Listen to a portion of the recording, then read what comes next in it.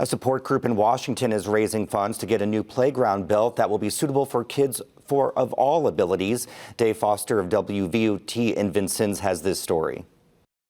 This is Katie Hunt. She's 8 years old and lives in Washington and attends Washington Community Intermediate School just across from Longfellow Park. As you can see, she uses a wheelchair. She just wants to be able to play with her sister. We can't go to parks because I can barely do anything. I just have to watch my sister and play.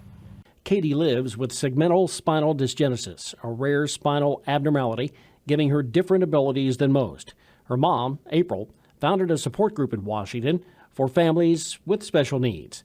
It's called Comforting Hearts, and they had their first meeting in March. And it was at that meeting the discussion was started about a new playground in the city of Washington. She can't roll around too much on the mulch and rock whenever there's playgrounds, and when we get there, the equipment is not suitable. We have really nice parks in our town. It's just that there's not anything that's all-inclusive for children of all abilities. Soon, the Comforting Hearts group morphed into a movement to build an all-inclusive playground. Longfellow Park does have a playground that is ADA accessible according to the American with Disabilities Act. However, as families like the Hunts learn, ADA compliant does not always mean accessible or all-inclusive. She struggles with the mulch. She would not be able to get up in the jungle gym.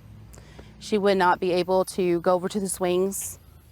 She would not be able to get into the chair over there. This is Christina McCullum Davis and her daughter, Tala. They are part of the Comforting Hearts group. Christina serves as the group secretary. Tala is also in a wheelchair and has one of the most severe forms of muscular dystrophy known as Walker-Warburg syndrome. It affects the muscles, brain, and eyes. Tala also cannot experience play at most parks. She needs assistance to get to the equipment and then cannot interact with it. For Tala, she really isn't able to do anything as far as physically. She is very fully dependent on me. So I have to use my hands to help her play and touch and feel things. So it's very important for her, because she needs full body support, to be able to stay in her wheelchair, to be able to swing in like a wheelchair accessible chair. And since Tala is also visually impaired, she needs sensory options while at play. Things that make sound, something that she can touch and feel, things that have different textures on it. It's really important for her to be able to experience the world, because she doesn't experience the world like we do. In a letter to community leaders seeking support for the all-inclusive playground, Comforting Hearts explains that it's widely documented that non-inclusive recreational facilities increase the segregation of kids with disabilities, adding to the negative stigma they suffer. Comforting Hearts did their research and solicited and obtained bids. It was no surprise for those who live in disability world that the cost is much higher for equipment and material when they're labeled special needs. Because it has to do with different abilities, anything that has to do with a child with different abilities or an adult, you're paying twice as much. So the playground is going to cost us more just because we have to fit it for every child. Some of the specific plans include an all-accessible playground gym where a child in a wheelchair, walker, or crutches can enter the gym. Sensory objects will be located throughout for those with autism and hearing and vision issues. There'll be a teeter-totter where a child with different abilities can sit in the middle to experience the sensation while others on the ends make it go. There'll also be a flat merry-go-round allowing a wheelchair to roll up and the occupant can stay in the chair while riding. April is hopeful the new playground can be built in the summer of 2023.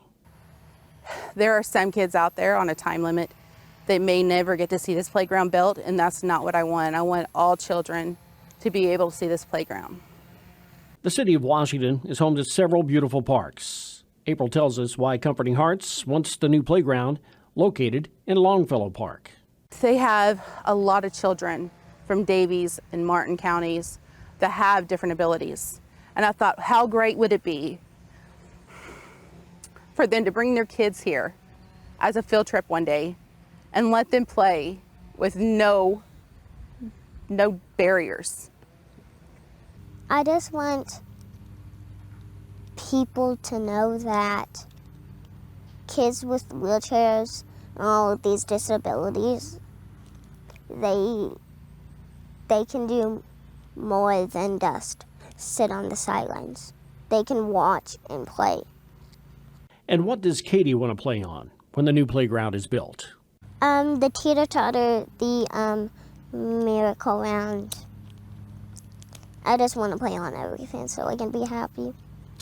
From Vincennes, PBS, for Indiana News Desk, I'm Dave Foster.